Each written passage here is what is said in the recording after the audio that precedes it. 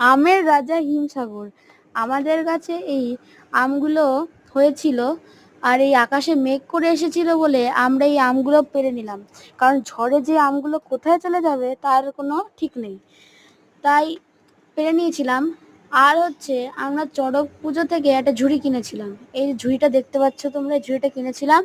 আর লজিকটা হচ্ছে নতুন বছরের আম নতুন ঝুড়িতে, মানে ব্যাপারটা জাস্ট খুব সুন্দর। নতুন বছরের আম নতুন ঝুড়িতে রাখছি।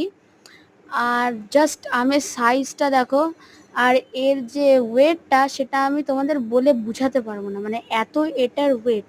আর আমরা 8টা আম পেরেছিলাম, কারণ একটা ঠাকুরকে দেব আর হচ্ছে কেটে কেটে, আর আমরা 7 জন, তাই আমরা 7টা আম এক একটা করে খাবো।